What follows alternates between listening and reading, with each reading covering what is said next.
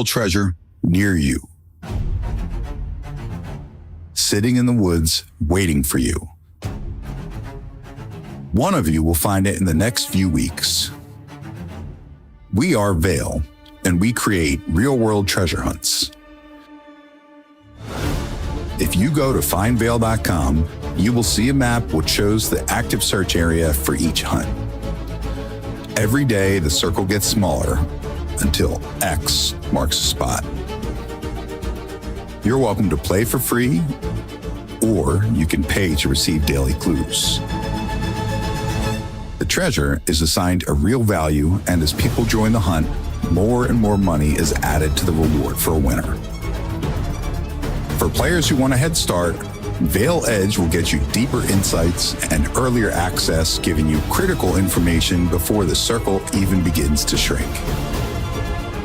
As players join, the prize grows. More money, more players, more pressure.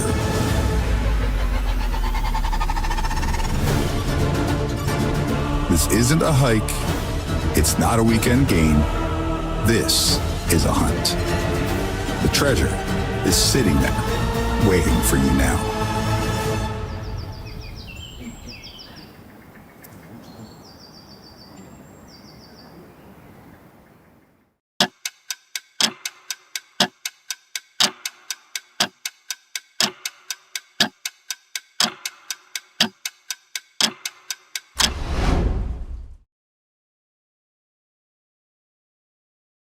All right, we are live.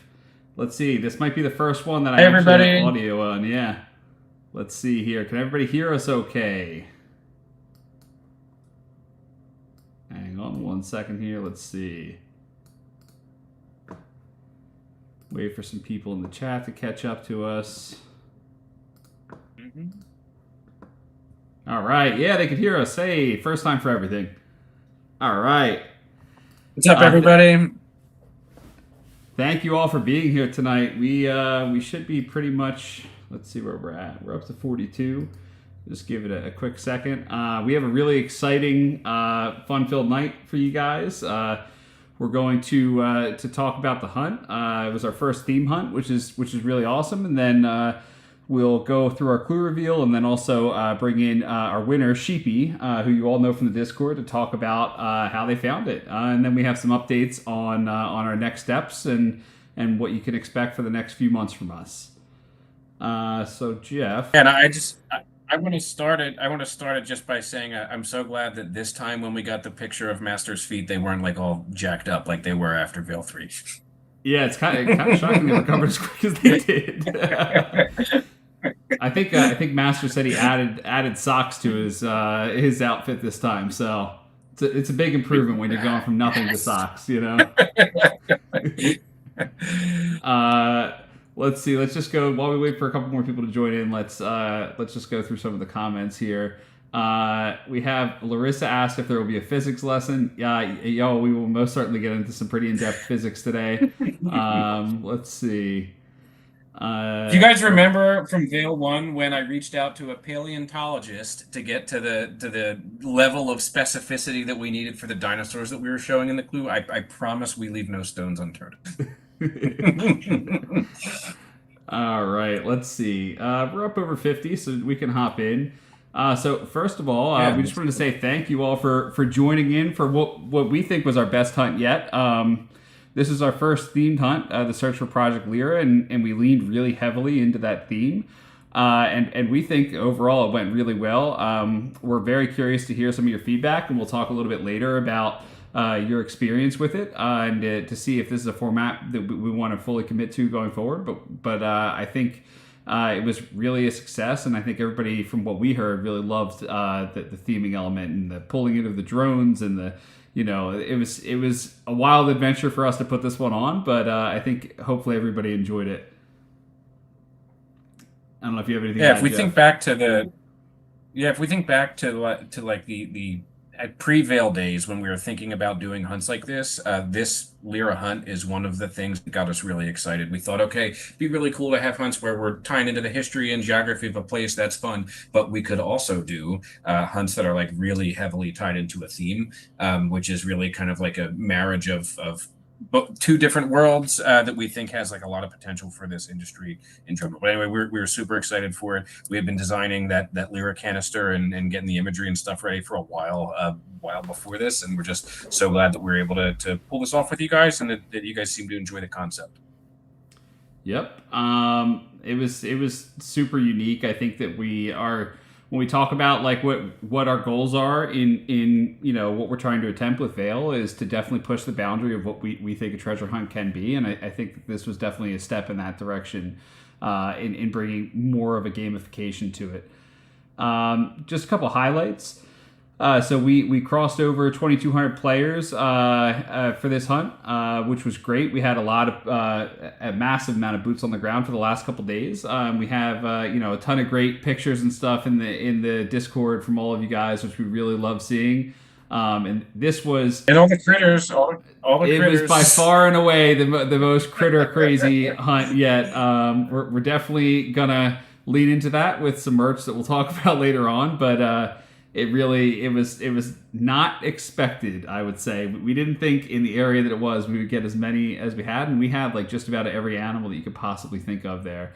Well, no way they were coming from. Yeah. Yeah. And then, but we loved, when you guys upload stuff to the Discord, it really helps us, feel like we're a part, because we can't be out there with you guys searching, but it makes us feel connected, and we really love seeing that. We love seeing your solves, so keep definitely sending that.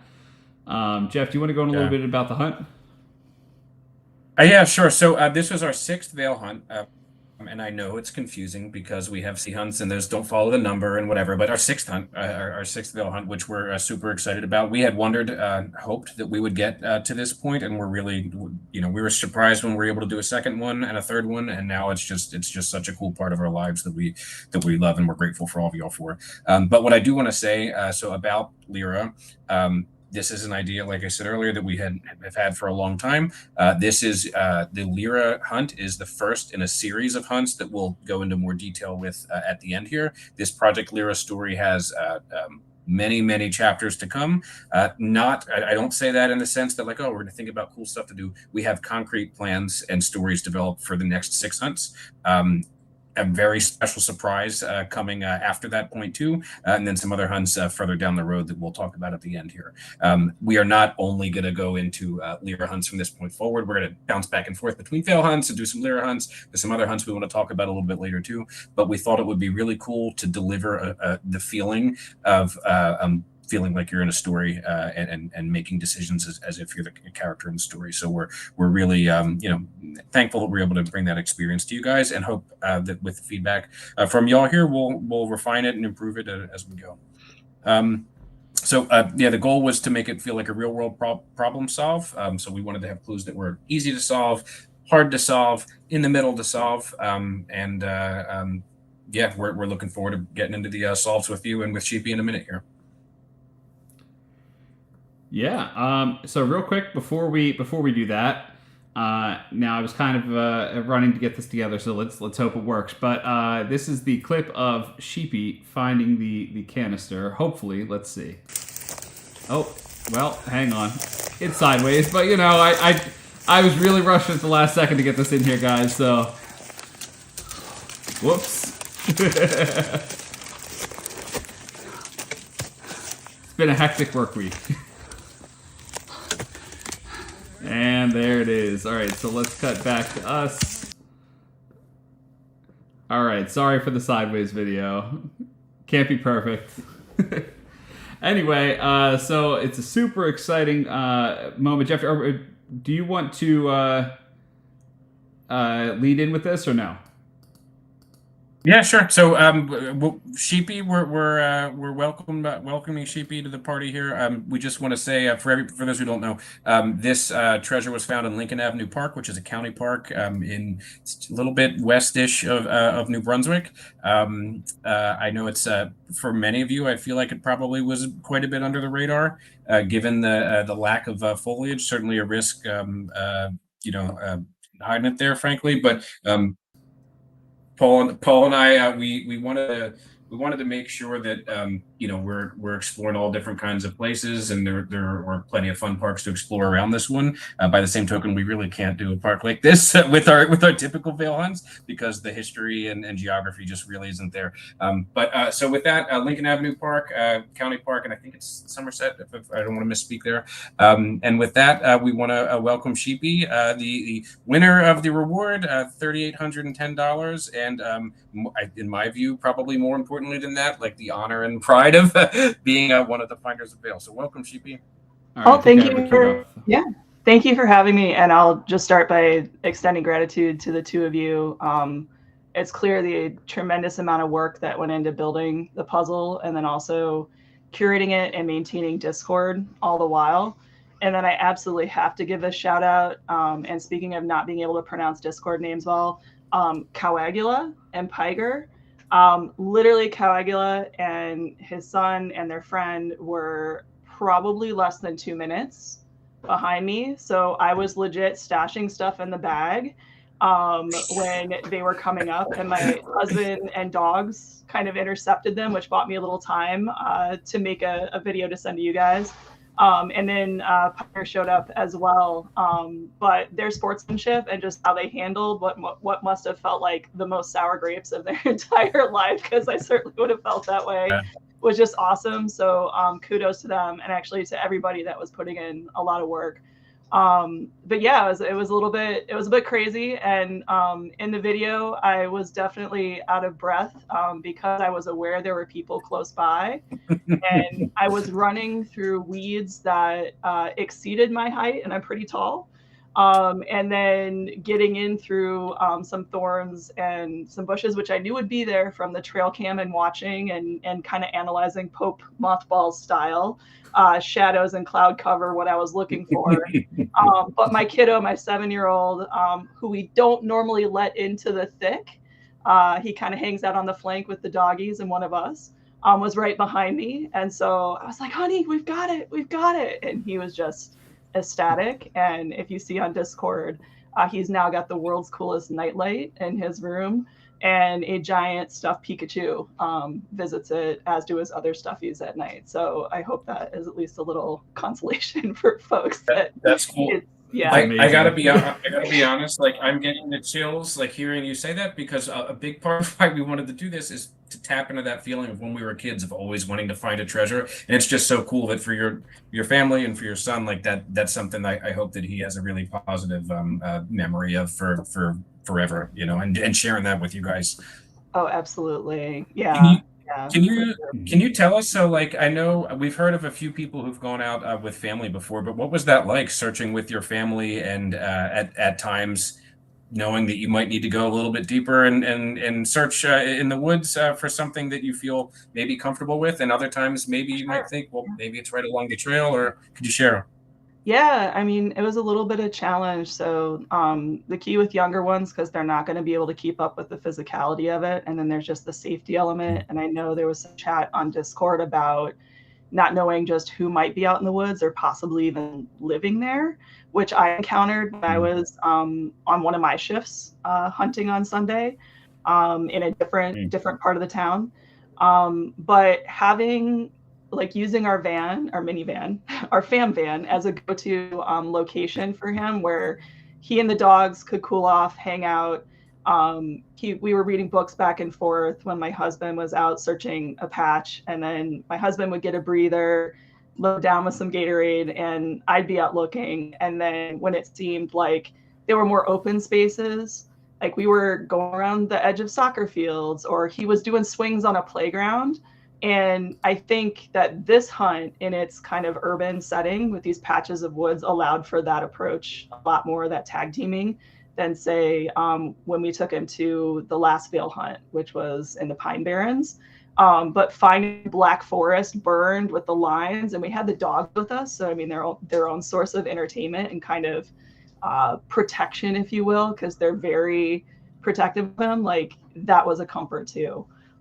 Yeah, it was great to have that support, and it definitely, the time passed differently and in a much richer way than the experiences I've had with where I've been alone doing boots on the ground. I mean, that's kind of its own amazing thing as well, just to be searching and alone and feel like you're on this quest and out in the middle of nowhere and making those decisions and trying to trust yourself and dealing with ambiguity and uncertainty. And thank goodness for satellite phones and a machete or some kind of mace. So after hiking, like we've done some crazy hikes as a family, like Machu Picchu, lots of national parks out west. I did Continental Divide for a few days by myself before my husband and my son joined me this summer. So we've got some experience with that. That's awesome. But yeah.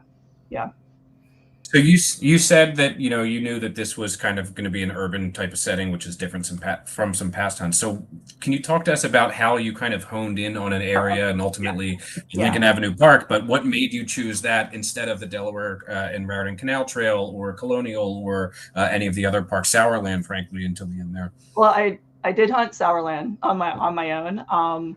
I also hunted like first weekend just to get us out of the house. I'm like, I have no idea where it is other than within the search radius. I see green birds. I know they can't be, but what if they're those weird Quaker parrots that are around? And so I started like New Jersey side of the Palisades and actually found a parrot nest, which was kind of cool. And my kiddo loved that. That was amazing. Oh, that's awesome. Yeah. So it was just a wild guess that I knew wouldn't yield any fruit. But other than just getting more experience, because I'm not from New Jersey, with the terrain and what to expect, and just more boots on the ground is always a good thing.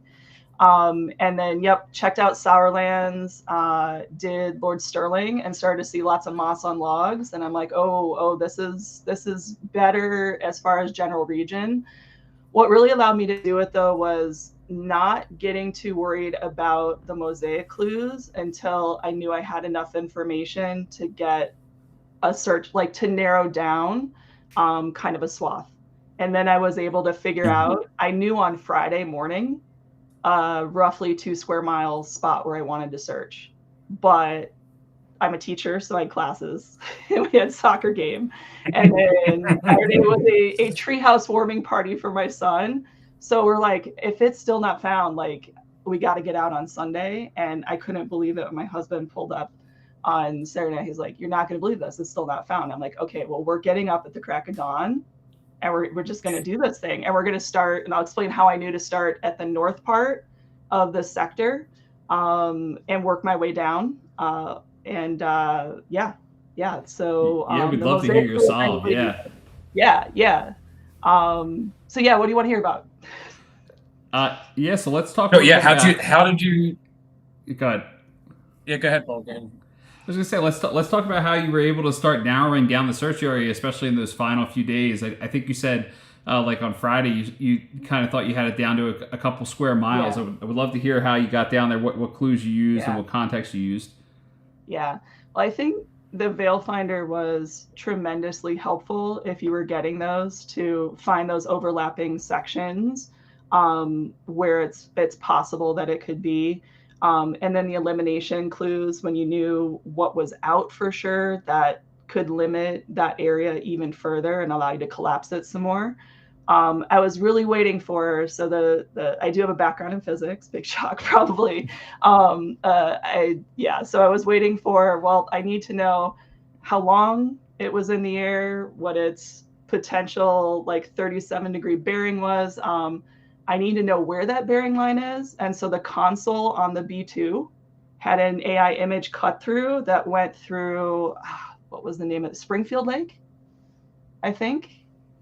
So anyways, it cut through some lake and I'm like, all right, so I've got a starting point for a trajectory, and legitimately this is like rocket science. It's a like really complicated ballistics problem. And I started to wonder, how simplified are they going to do this? Am I just going to be able to like pull out from my, my kinematics class in college and run through, some, algebra trig kind of thing? Or are we going full on like going to be integrating and worrying about like differences in density of, the atmosphere, and is it tumbling or not for the drag, which I believe from the clues where you guys show in the video that it's tumbling.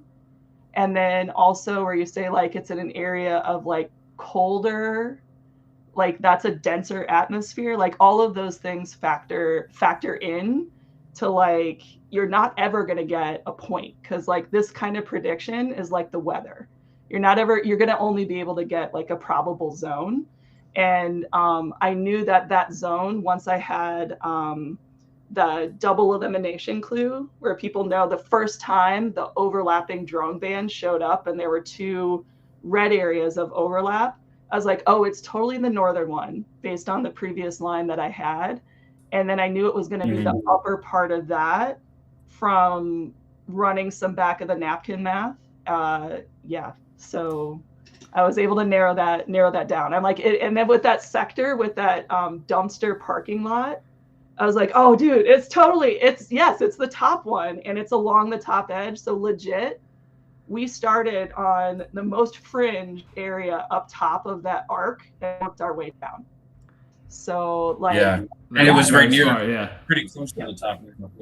Yeah. So that's awesome. It's awesome that your experience with the solve, like obviously in doing this, everybody can't solve it at the exact same time. So when we know that there's going to be certain levels of it clicking for people at different times, and different types of clues will speak to people in different ways, which is why we do the 3 different types of clues. But it's really cool that your process was what we had kind of hoped would happen for some people with this one. We've got some hunts where it's like, if you're best with endurance, then great. Or if you're the best at solving the straight line mission from home, then you're going to be able to walk right to it. But for this, we thought it would be really cool to have when are the physicists going to get a hunt? To have one type who like are interested in the it's all nerdy, but like that other. Obviously, we created it, so we're nerdy too. But that are interested in the nerdier side of that too. So it's really cool that you were able to put it all the different clue types together and have them work well together. That's awesome. What was going through your head, I guess, when you were you expecting it to be in that area that you looked? Like, were you thinking like, okay, I actually think it's going to be here, or were you expecting to have to like do a bit more stumping, I guess? I knew even though there was a lot of private property in the area, which also cuts down the search, that going through what I imagined from the trail cam image was going to be some pretty dense foliage, that it was going to take some time to go through and do some boots on the ground. And yeah, just that methodical grid searching. Like, we started with Memorial Park, which there was just a little tip of that. If I did my sector portion correct, there's a little tip of that up near the top. Papwick Park was part of it. And then I actually drove to Lincoln Park first thing in the morning, and we looked, and there was like one car on one end of it, and we're like, went through this. I think somebody put a picture of the weird creepy tunnel on there. So we went through the weird creepy tunnel that you got to do to get there. And I was like, all right, this I want to tag, but I want to respect, because I do have this impulse where it's like, oh, this looks good, want to dive in. And then if I don't have my GPS or sat phone, I'm like lost in the woods because I got too excited and lost track of what I was doing, and I'm not being methodical. And so I'm like, no, I got to go back with the original plan. So we're going to go up top and we're going to do that. And if it's not there, that's a warm up for working our way down. And I at least had the consolation that, like, I think most people, because we drove by the Raritan Canal parking lots and by Colonial, saw lots of cars. I was like, I think people will get working their way north, but I'm going to start where a lot of people aren't and work my way down that way, and see if that works. I think that car was probably Fishy. Fishy said, Fishy, we were pulling for you, and not that we're pulling for anybody more than anybody else, but we got a text from Fishy at like 6:14 a.m. and it was a picture of Lincoln Ave Park, and in the photo was actually the patch of woods where it was hidden. And Paul and I woke up and we were like, oh great, I guess I don't need to fix the clue where I like accidentally left the trail of the plane from the previous clue. It's gonna be over soon. And I know, Fishy, I hope that you know that we're all encouraged by your determination and how close you've been twice now. Your day will come. But yeah, if I had to guess, I would say that was probably fishy there at 6 or 6:30 in the morning. And apparently with like early symptoms of, I don't want to disclose their health conditions, but COVID. Oh my gosh. So that had been rough. But I can say the route that I took in to get it, like it was really, unless you were right on it, you couldn't see it. And the trail cam was so low this time. Yeah, you actually went compared through. to what I'm assuming it was previously. Like it was really, it was a real challenge. And my husband even said, he's like, it looked like because there was a bunch of debris. Like it looked like it could have been. It was dark because the purple light wasn't on. Like it could have just been somebody's thermos that they left behind. You took the harder route in there for sure. From the other side, it was quite a bit clearer to get through. Yes. Yeah. Like, the weeds were taller than my kiddo. I'm like, where are you? Stay with me. Yeah. We were definitely paranoid about putting it there. Like we debated it. We identified that spot a few weeks in advance, and we thought, you know what? Like there's a chance of there's a sports field right near there. People are playing frisbee and football and stuff. Like what are the odds that a ball flies in here and someone just stumbles on it? But it all worked out. So it's really cool that you had a nice experience doing it and got to spend some nice time with your family. That's what it's all about, you know. And the reward is it's also equally. Yeah, and I lived with Lincoln Park, and I love this about your hunts too. And that was different this time, as there wasn't a lot of like local history, which I gotten attached to. And I say that about like I only joined since Fail 3, but I'll admit too, I'm a teacher, so I nerded out a bit, and I'm like, all right, if I want to level up, I'm going to go back and try it as if it's happening in real time with, you know, the other Vales. And so fortunately, Paul and Jeff were kind and sent me exact coordinates after I got to spot, so I could check and see if my boots on the ground, like for Vale 1, actually got me close. Oh, that was you. That was right. Yeah. Yeah, right. Yeah. So I ran through those and actually did boots on the ground to find locations for all of them except the Philly one. It was just an armchair solve. But so I started to get a better feel of what to look for. And I was saying, like, the other ones were so rich in local history. And I mean, being someone who has got a background in science and absolutely loves sci-fi, that's no complaints whatsoever. But I started to, when I looked at Lincoln Park, one of my son's favorite bands, by the way. But when I looked at Lincoln Park, I noticed that there had been a lot of land reclaimed because of what I presume is maybe flooding from a hurricane. And when you look at the Google map, like the archives of it, you see a lot of houses that were destroyed and rebuilt. And then a lot of patches in the park that have just started to grow over. So I looked at like before we searched, I looked at an old tax map and I'm like, if this area has been searched, maybe where did people miss? And the tax map from like 2018, but they used it in a recent 2025 case, shows that this parcel of land where it was next to the pump station, I believe that building is city property. And when you look when I went and looked on the other side, like Lincoln Avenue doesn't continue through the park anymore like it used to. It just, the street ends and just becomes woods and then picks up kind of on the other side. And so that sang to me as far as something that you guys might pick from like a historical or local perspective, like the Green Acres stuff. But maybe I'm probably projecting. But that was like, oh, this is a significant spot where they're doing some really cool reclamation work in Jersey. So we also had the block and lot maps up because in these areas, what we realized with this hunt, unlike other hunts, what you really need to know 10 feet away could be a different parcel and have different, if it's not run by the county or whatever that is, there could be different, you know, rules that we got to abide by. So but yeah, we found those documents too. I don't doubt it. You're very thorough. It's stressful when you're out there because we're like, okay, this is the tree, so we've got to like make sure that we have to line up. Yeah, it is kind of difficult. We got to make sure we're lined up. And then the only thing I have to say too is I did get some props from people online for representing the females out there. I laughed because when I was looking at the tax maps, I'm like, wait a minute, they did this in Manville? It's like, oh, no. funniest. That wasn't intentional. Yes, the woman found it in Memphis. Oh man. We always want to find like a fun name for a park or a town to have our hunts in, and I don't know that we've actually gotten that yet. So maybe one of these days there will be some symbolism there. The clue with the early one with the canal and the building next to it, the name of that town, that was an interesting. I'm not going to say it out loud. What's the name of the town? It's Sorry, we're trying. Thank you so much. Yeah, thank you so much, Sheepy. We really appreciate you're such a positive member of the community, and like you said, you're the first female finder. And sister was with Master for the last one. She definitely counts, but first outright solo finder. We're just we're happy for you, and we just hope that you keep spreading the love with the community, and we see you for the next one. And you're welcome to stay on for the Q&A at the end as well if you want. Okay, sure. Be happy to. All right, thank you. Thank you. Thank you, Sheepy.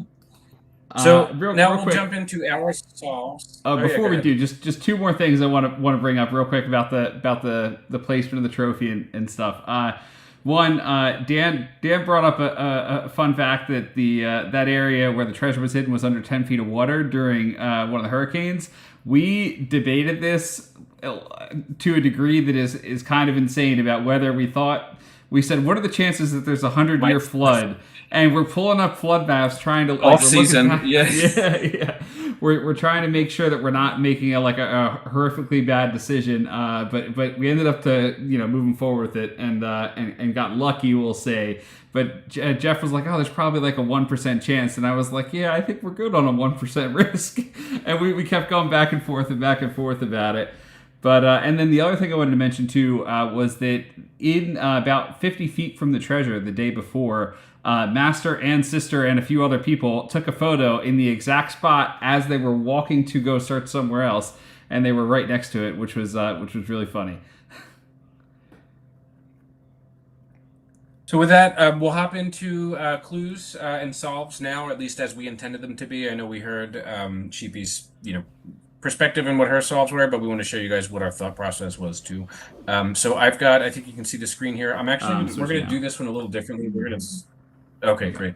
We're going to do this one by clue type, and we're going to start with the elimination scans first. So we thought that the wording was clear in the clue guide, that as I forget the exact terminology, but as things appear, if they appear as one scan, then it's eliminated. If it appears as I think it was multiple scans was the phrasing, whatever it was, then it's an area of interest. So our intention for that was if it shows up one time, if you're a person on the ground and you see a drone go by once, you're not really thinking much of it. If you see a drone go by 2 times, 3 times, 4 times, you're thinking, what the heck is going on there? What are the drones looking for? And that's within the same day that the clue, was given, you would see the double scan. Right. Right, and I say that as Paul and I, two people who did see the drones, which is part of what actually want to do this. Sheepy talked about Coagula. We actually we got him in here from spam posting it in the New Jersey drones groups on Reddit. So we're out there. We're trying to get people. So I'll cycle forward through these. On day 5, which was our second elimination scan, we showed outside of the search area, one of those double scanned areas. So this obviously was outside of the circle, but this was starting, the intention for this was, it was starting to tease that there's going to be some levels of intersection like this. As we zoomed in, there were more scans, one out in the water, which we later learned in the story was a submarine, an enemy submarine. And then there was another scan out here by, I think it was French Creek. But again, only no overlapping scans within the circle there. Day 11, again, we had a few areas of interest that were outside of our search area, so we knew it wasn't an enemy drone searching for Lira. Maybe they were finding some of the other Radiance hotspots, which will lead to our next hunt after this one, at least our next Lira hunt. By the time we got to day 14, again, no intersecting areas in the circle here, but this was the last instance where that happened on day 17. This was the first time that we had intersecting areas. So these are drones searching an area. there's an area of interest, they need to search back over and double check. So this is how we're starting to see, okay, they're getting onto something here. And then the clue for day 20, which you guys did not get, would have looked like this, and it would have been Crazy Town. And our hope is that by this point, people would have, everyone would have connected that, wait a second, what the heck is going on up there? They're like really honing in on something. The Veil Finder clues. So the Veil Finder for this one was technically the Radiance clue. This was a combination of several different Veil Finder clues in the past. So we had the compass, we had proximity clues kind of combined in one, teasing some other information that may or may not be relevant to this hunt. This first one was a park in Lidditz, Pennsylvania, which is a beautiful town if anyone's ever been there. If you haven't been there, certainly worth the trip. But a very unique canal that runs through the park with the island in the middle there. I don't think I've seen anything else like that, or even close like that in the circle, at least in my travels. Then we were at the about to be torn down Atlantic City racetrack. Had a very nice line parallel to the grandstand of the racetrack there. After that, we were at the what was the name of the castle? Darn it, I forget in the moment. The abandoned mansion and castle up in North Jersey, there, right near the state line in Ramapo, or near Ramapo. The following one was the Washington Crossing Bridge, and we got our little raccoon hugging the canister here, which this is not in the first tier of merch that we are able to do. It's certainly in the top tier of merch we want to do. So maybe one day we'll have the raccoon clutching the Lira canister as a little mirror dangly. And then this one, I forget who it was that is an EMT. I know it's one of you that posts a lot, but sent the exact photo from this spot. So this is perfectly aligned on the utility pole there. So that was that last line that Sheepy had mentioned.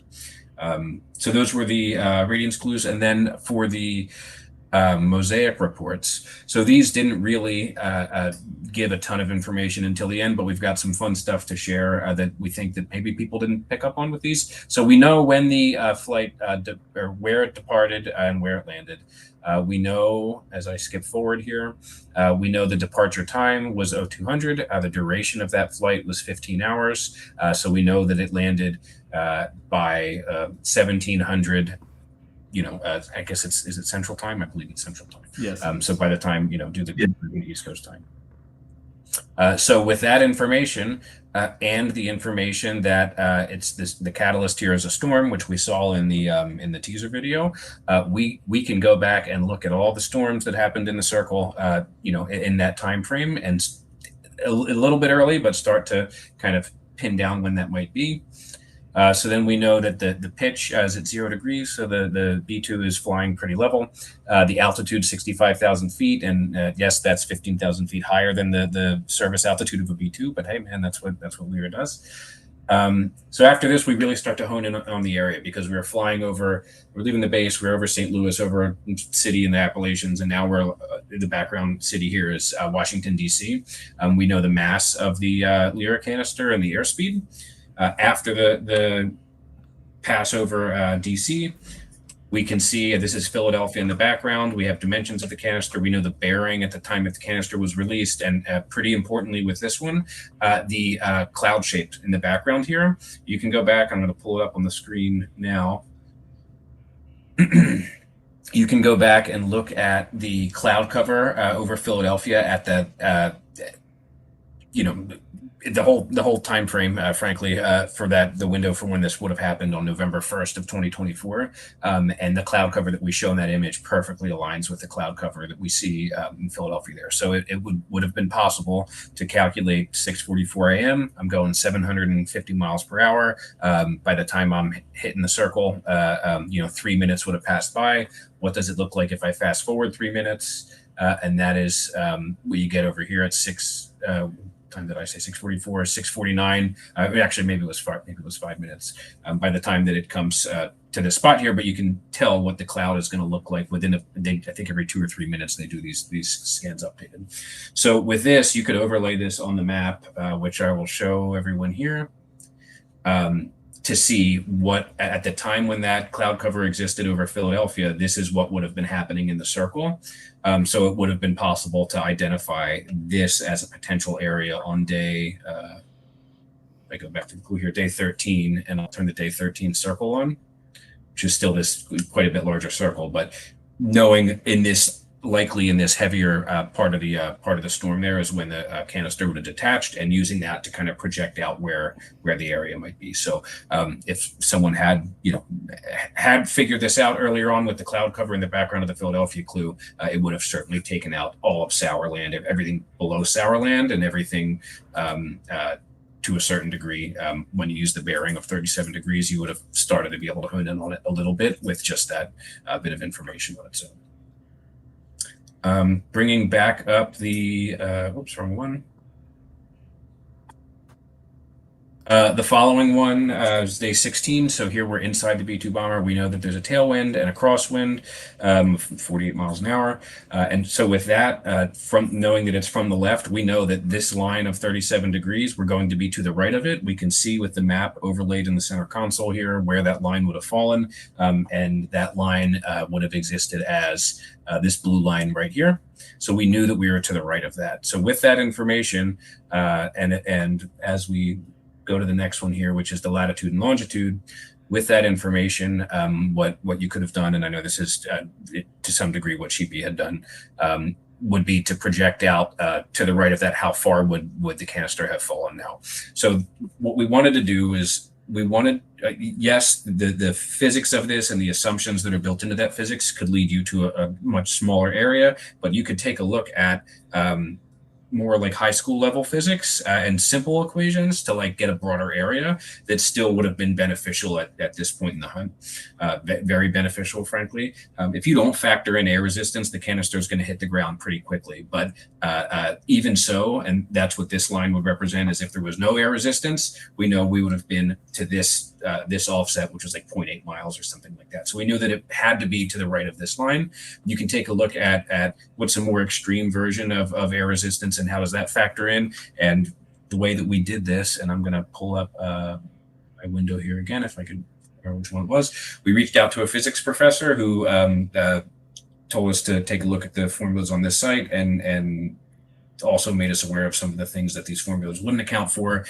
We ran the numbers in both the high school physics way, in the very lengthy physics equations here, and I'm certainly not a physics expert, but with this, and I did study physics, back in school. It was doable if you understand how variables and that sort of thing work. But again, you didn't need to get a little bit of a wider area, but this could help you refine it.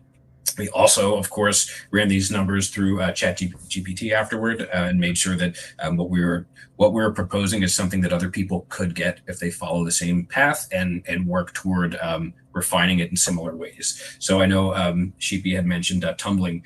Is the canister tumbling? Yes, like you might not see in what we had shown in the clues that the canister was tumbling, but what we did is said, we know what it was doing in the trailer. Let's assume that it was tumbling 50% of the time, end on versus, side on or whatever. And you can make some assumptions that help to narrow that area.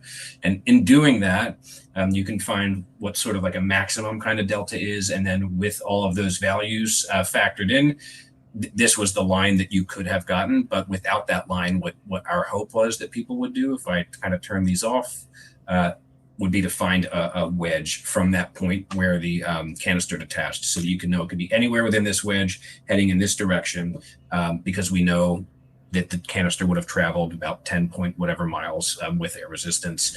And on the low end, maybe it's 8, and on the high end, maybe it's 12, but you can kind of build a zone, much like the Veil Finder clue, the radiance clue.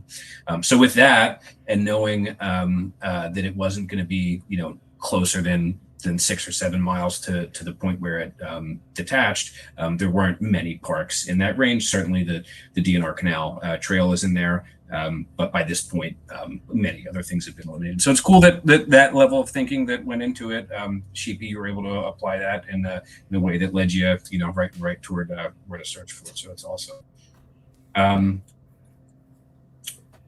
Okay, so that is it for the solves here. I think, Paul, we can talk about what's upcoming for Veil. We've got a little bit of downtime coming up, but it's all for good reasons. So we've got some stuff that we need to do to prepare for the next phase of Veil, which I think everyone here has kind of seen with trail cam images not loading when we want, some people not getting the edge tier clues, at 8 a.m. Other stuff that we've got to do that we've been spending a lot of time on. Paul, I'll let you talk about the first on that list.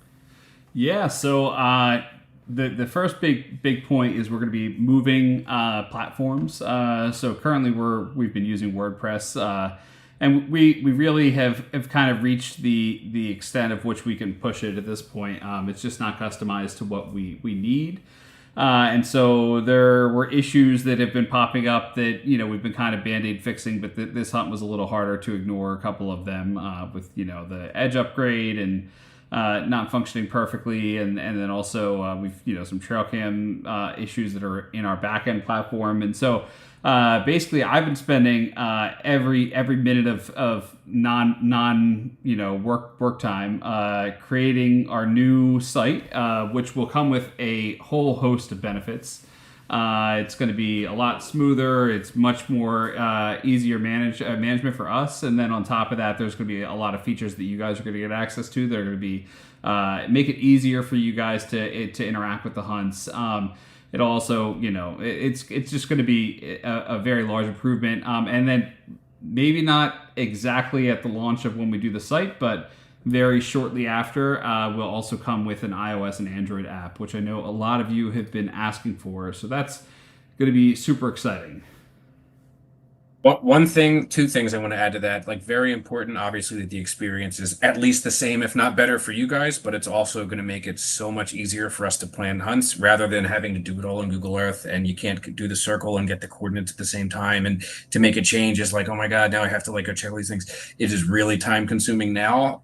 Paul has done some wizardry with the site, and it's going to make the process so much easier for us to do these hunts. So we're really excited for that reason too. Yeah. And just for frame of reference, this I know I don't know what the perception is on okay, they're doing a new site or whatever, but it's literally 300,000 lines of code that have gone into this custom coded Python. It's actually pretty insane. It's great. What Paul has done, and this is his job also, part of his job in day job. So thank goodness for that. But it is a huge undertaking. We knew that we talked about it for a while. We started to kick it into high gear before Veil 3, and it's just with the issues we had in Veil 3 and some of the minor glitches in Veil 4, we just know that it's time to upgrade it so that we can get ahead of any challenges that we have as we continue to grow, which is a good thing to do. Yeah, it's going to give us a lot more easier. It'll be a lot easier to scale as we get more users, which is definitely a big deal. Also, just teasing a couple features, but we're definitely going to be bringing some more mapping features into the functionality that you guys will have access to. So we know a lot of people, they use Google Earth for some stuff, but we're going to try and bring some of that to the platform to make it more accessible for everybody, and including, we have ideas that we're going to be integrating even when we do Veil Finders. They'll just be in the platform for you to be able to use and stuff like that. So that'll all be really awesome. Might not be a day one launch thing, but we're getting pretty close on that too. You want to talk merch? Let's talk merch. I know we promised we promised we were going to have it up before this hunt, but we missed the mark on that. Well, life and work life has gotten the last 2 weeks was crazy, and we always say we're gonna be able to do it, and then stuff hits the fan and the hunt has to go on, and unfortunately the merch is lit. But so for merch, we're gonna do a shirt. We're gonna do a couple, at least 2 shirts. I would say we're gonna have a nice Veil purple shirt. We're gonna have a Lira specific shirt with all the critters and the canister on it that I am super pumped for. We're gonna do a hat of some sort. I still haven't figured out design for the hat yet. And then car magnets. We're gonna have some magnets of the treasure, some magnets of the Lira canister, maybe one with the raccoon holding it. And we also want to have something we thought would be cool, would be a way for people to kind of show that they've done multiple Veil hunts. So different symbols for different hunts so that you can put a few of those as a magnet on your car. Not a sticker, because people move cars and stickers are permanent, and I get it. But some magnets that would be a cool way to show others that I've been doing it since City Hunt Philly or whatever that is. Eventually, guys, and we've also do the raccoon. It's not a now thing, but it's going to happen. The dangling raccoon has got to happen. Yeah, and so also another super fun thing. So save the date, November 8th, which is a Saturday, from 4 to 6 p.m. We're doing a meetup with Mysterious Writings. So for those of you who know Jenny in the Mysterious Writings Discord and her site, she's one of the pillars of our community, and we're super excited to be joining her. I hear Esty from Esty's Quest is going to be there, and there are a couple of other hunt hosts that are also going to be joining too. So it'll be at Barley Creek Tap Room in Tannersville, PA, which is kind of up near the Delaware Water Gap area. But we're going to have a Veil Treasure. We're going to have some of the Lira canister mock-ups, the ones that didn't look as nice as the one that unfortunately crumbled in the in the sunlight because it's SLA resin. But hopefully you're fixing that with some nice super glue, Sheepy. We'll also have the goal is to have the completed Project Harvest treasure. We will see if I get there, but at the very least, it'll be progress for the Project Harvest treasure. And there's going to be at least one other fun surprise for that too. And then I think we can hop into Hunt's Paw. Yeah, so we're still in season 1, and we're going to try and get another hunt before winter sets in. But we will need a little bit of time to get everything transitioned over, make sure everything's working right, and then we have some kind of, like we said, merge and back end stuff that we have to get in line too. So it's kind of taking a little bit of time to be able to get all of our ducks in a row and make sure everything's functioning right and making sure we're able to plan and give you guys a really awesome next hunt. So it might just be a little bit longer of a break than normal. But we're definitely, we have tons in the works, and we're planning on getting another one out there really soon. We just don't quite have a date yet to talk about.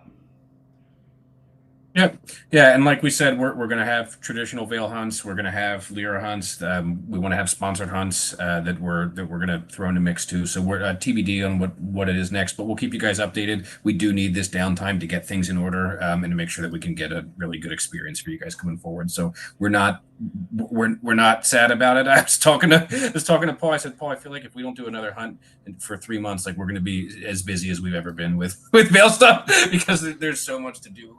But we're really excited for the revamped version of what we're doing here. So we're looking forward to that, and we hope we see some of you guys up in at the meetup. As far as the Lira series, talked about this a little bit earlier. Search for Project Lira is the first in a series of theme hunts that we've been planning for a long time. The story for Lira we've been developing for 3 years. This predates us even thinking of the idea for Veil. But the story for this is something that we have always wanted to do, whether it was a short story or a short film or a series or whatever that was. And Veil, it just hit us. It's like, oh my God, it's the perfect opportunity to do it. So part 1, which we refer to as before, that's 6 hunts. The next hunt is Project Harvest. The development for that's underway. We know what our clue types are going to be. We've got to figure out locations and finalize that. But we've got the first 6 hunts. We've got some pretty strong concepts for those. Then we're going to have part 2, which is after. TBD number of hunts for part 2, but we've got some ideas on what we want to do there. We're going to have a really special surprise between parts 1 and 2 that we're super pumped for. That's actually done already. It's just we want the story to get there, and the hunts to get there. And then we've got a prequel hunt and a finale hunt that we really want to do too. We've got so many fun ideas that we can't wait to get to with this. We also want to do a burst hunt. We're thinking that could be we're going to send a poll out to you guys. We really want to get your feedback on a number of things, but one of these is the burst hunt concept, which is like a single day hunt or a weekend long hunt that people can plan around. We really want to include things like loot boxes for people to stumble across, to have like more, clue information that you can get like out in the world while you're boots on the ground. But that, of course, would require significant coordination with the park. So we're in the early stages of planning that, but that's something that we really want to do next. Yep, and then so with that, Paul. Yep. We could just lead into to the last couple points here, but so while we're doing this break, it's going to kind of give us opportunity to reach out to help grow the community more, and we're definitely going to devote a significant amount of time to trying to find sponsors to try and help increase these pots to get in, also find new ways to integrate brands and stuff like that. It'll be a lot of fun. If anybody has any leads, let us know. We definitely let us know. We got to throw a shout out. got to throw a shout out to Mike too, with the Asbury Park Press. Mike did a really cool interview and video with us back in before the launch of Veil 4. So Mike, if you're here, we appreciate you. That was a really fun write up, man. Yep. And then kind of while we're down a little bit, definitely guys feel free to keep posting in the Discord and talking. We love being active in the community and talking with all you guys. So now we'll open it up for a little bit of Q&A. If anybody has any questions, I'll go back through the chat a little bit too and read through some of them. Let's see.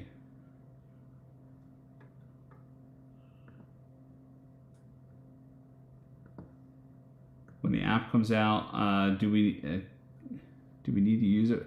Okay, so real quick about the app. So Miko posted a question. When the app comes out, do we need to use it? Will people have an advantage of using the app versus not using the app? So the way I've built the platform is that it is going to be a unified experience across any touch point that you have. So the website will be exactly the same experience as the iOS and the Android apps. You will be seamless across them. You can use them interchangeably. So it's going to be, like I said, the iOS and Android apps are going to be a little bit behind, but not too much, I don't think. But yeah, so you can take your information from one to the other and work seamlessly across them. I thought that was kind of important because if we're asking you guys to potentially do some mapping in there and you're doing that on your desktop and then you go out and look for the treasure, and then you still need those things to be working on your cell phone. So a lot of that, it's all going to carry through, and it'll be the exact same experience. Dan asks if we can make a feedback form on the website. Yes, we definitely can do that. We will do that. And that's exactly why we're sending out the poll to you guys too, because we want to know. We need to know feedback. And also, if you have feedback, you can quite literally send DM me and Jeff at any point, and we will get back to you.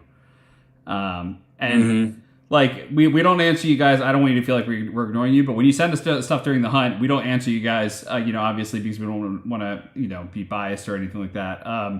But we're always looking at what you guys send us. But yeah, anything that's like a question about feedback for the site, stuff like that, we will answer immediately. Yeah. That's why we give unfortunately very lame replies of good luck. Seems like fun. Yeah. Have fun out there. Have fun out there. We want to talk about it, believe me, but the integrity of the hunt.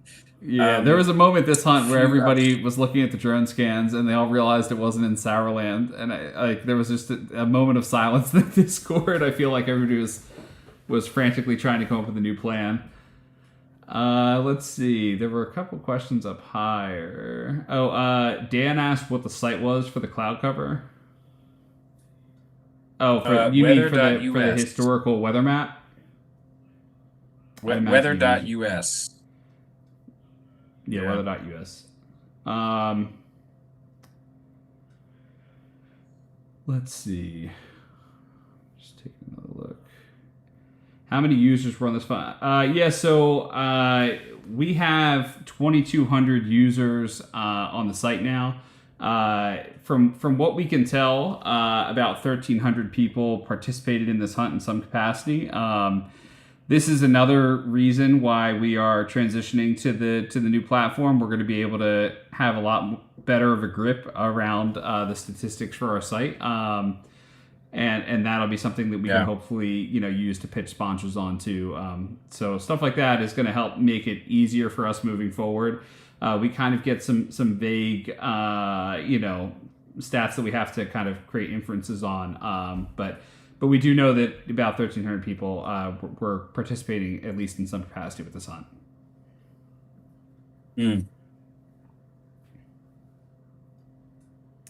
Let's see. Any other questions? Any other?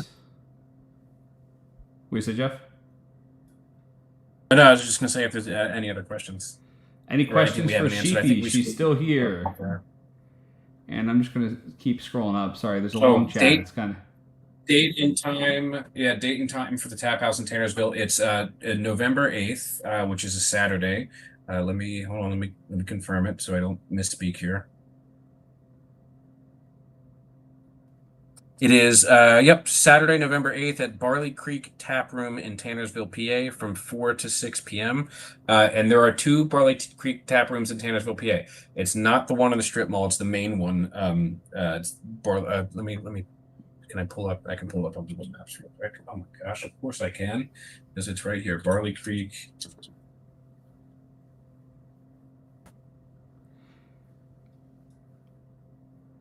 Here we go.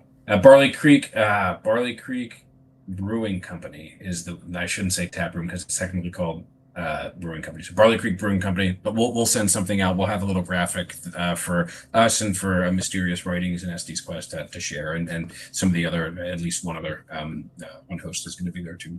So we'll share that, but it's in Tannersville there. Oh, one more thing. We had a first for this hunt, which was pretty exciting. Somebody tagged us in their social media post, which was really exciting for us. So if you guys wouldn't mind doing that in the future, it only helps spread the word quicker. But that's it's super cool to see people that we haven't seen interacting with the hunts as much that are tagging us as they're going out searching. That's it's really awesome. We don't know who you girls were, but we appreciated the shout out. It looked like we hope you had a fun day. Yep. Dan says to buy the mojito raw. Oh, that was you. Okay, Nicole. Oh, nice. Yeah, keep it up. We love that. We're gonna get better with our social game and be reposting those as people do it. That's definitely part of the break here too. Is we're gonna load up on social content, which would be great. Awesome. Well, congratulations to Sheepy. Congratulations to everybody who went out and had a really nice time searching and exploring. It's from the bottom of our heart. We're gonna miss you guys in this period while we're down here. We hope that everybody's still active in Discord because Paul and I are just as addicted to hanging out with you guys there as we are. So we just really appreciate everything that you bring to the table. And again, we just can't thank you guys enough. Yeah, thank you so much, guys. We'll catch you in the next one, and we'll be on the Discord. So shoot us a DM or just post to us. We'll send the poll. Oh yeah. Yeah, we'll send the poll out soon. So you'll see that. Yeah, you'll see it soon. Thanks, everybody. All right, thank you. Bye, guys. See ya. Bye.